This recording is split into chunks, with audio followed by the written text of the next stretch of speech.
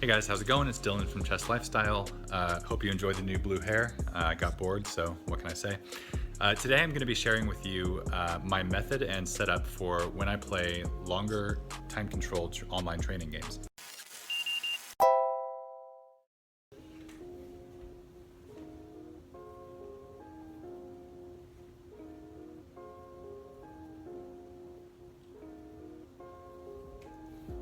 Okay, so this is my parents' dining room. Luxurious. And yeah, I spend a good bulk of my day here, both studying and training, playing training games, and doing whatever else I do. I've got good natural light, got the back door, window over there, several lamps, and I also have several chess-related things on this table, which I want to talk about. The first being the board. So yeah, I always use a physical board, even when I play longer time control online games. And I just find it can only be beneficial to minimize the amount of change between your study routine and your over-the-board experience, and just handling the pieces physically in the third dimension like you do over the board, I think can only be beneficial. So I do recommend doing this if you have the option. The next thing, well actually before we move on, I do use these little stickers, which I started doing to try to get to know the coordinates better. Yeah, I use these little cute garage sale stickers to hide them from myself, and especially when going through positions from a book and trying to recognize the squares more easily. If you have trouble with that, I find this is a good method. Next thing I want to talk about is my computer, which is also, of course, necessary for when you're playing training games. I have Chess pulled up here, and I have one of the games that I played with today.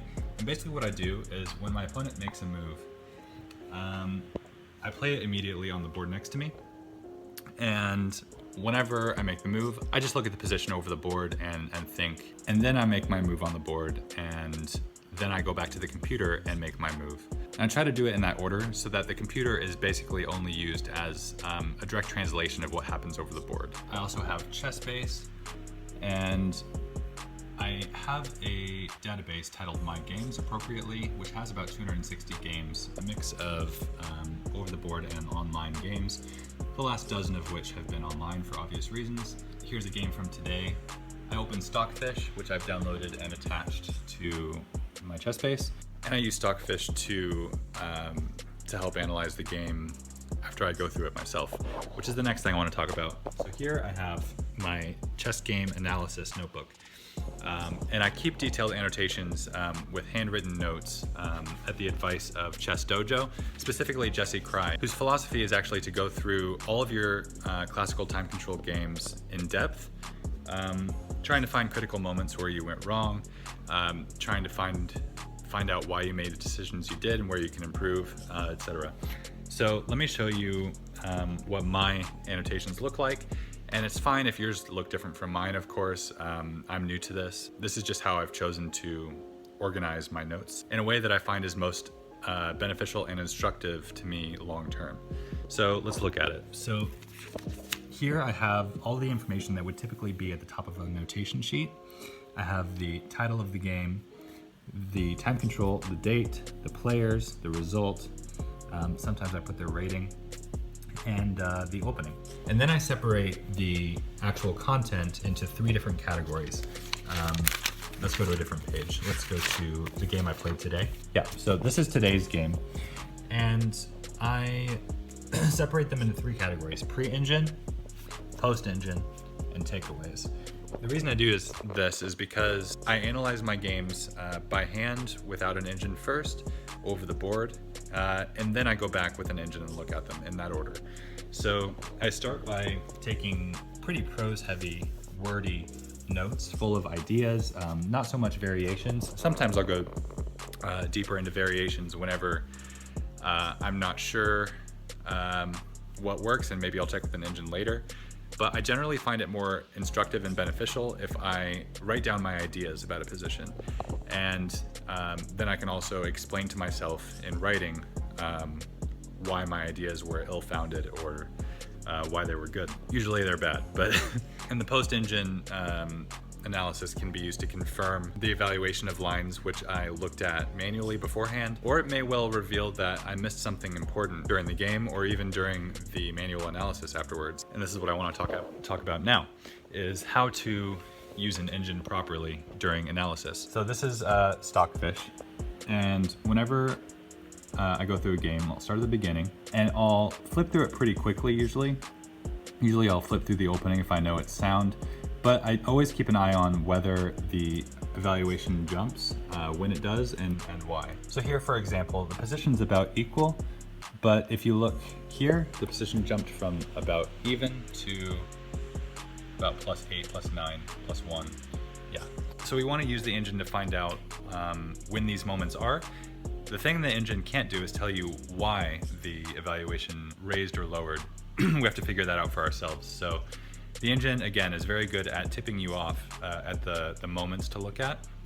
And then you have to kind of go through the variations and find out why. And that's sort of the stuff I take notes on the most. And then the last section I have on my notes is the takeaway section, which is a group of lessons I try to compile after finishing analysis. And I try to distill some of the concepts that I learned and maybe could improve on in a digestible way that I can maybe in the future flip through to different games with different openings and remember the types of mistakes I made in those positions so that I can be aware of them when I'm prepping for games I know I'm going to get in those lines, etc.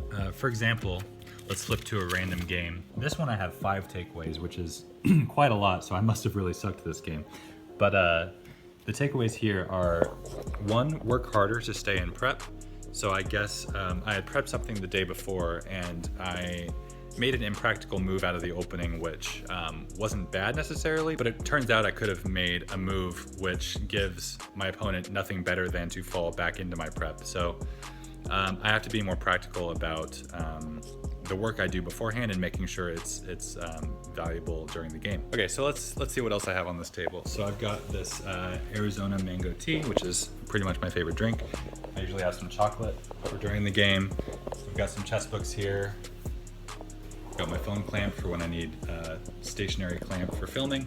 Okay, so the last thing I want to do is share with you a moment in the training game I played today, which I lost very quickly, but was interesting nonetheless.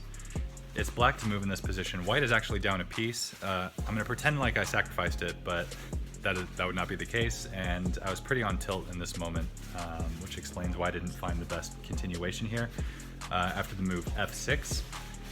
And black is trying to gain a tempo, defend his rook in the corner, and decide what to do from there. But turns out that this is not the best move for black because it allows queen b2. What I played in the game instead of queen b2 was queen e4.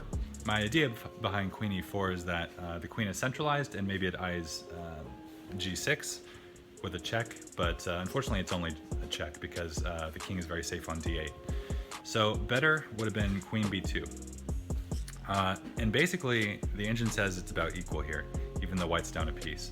Because the truth is, black has a really hard time finding out what to do with all of his pieces. He's going to have to spend at least 2 tempi reorganizing his pieces on the queen side.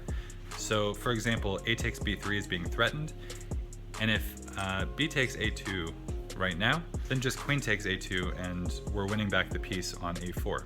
And after queen d8, bishop d3, white is actually getting fully developed, and it's actually impossible right now for black to develop.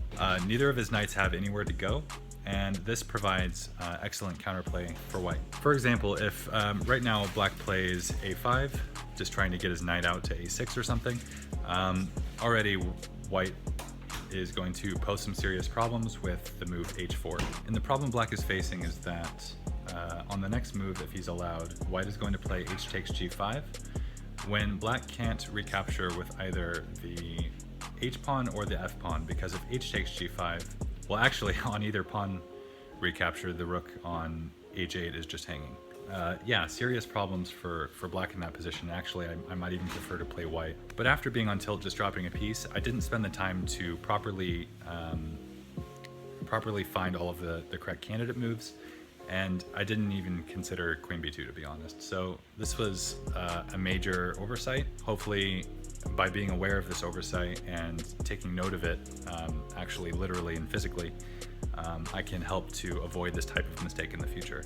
That's pretty much my remote training method and setup. Hope you found it useful. If you have any particular training habits during lockdown, then drop them in the comments below. I'd be interested to hear. And yeah, that's it for now. I'm gonna go eat this chocolate and try to recover from this loss. Take it easy, guys.